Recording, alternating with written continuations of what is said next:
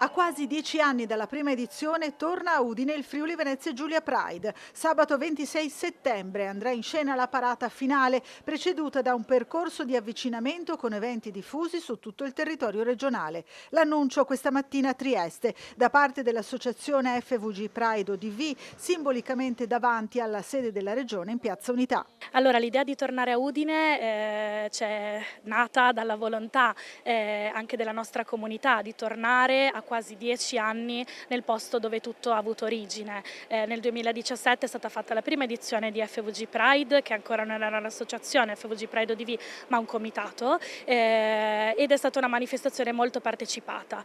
Quindi noi speriamo di poter tornare dove siamo già state e di poter provare nuovamente anche alle istituzioni, alla regione, al comune, che siamo in tante e che il manifesto politico è condiviso e soprattutto ed è voluto dalla nostra stessa comunità.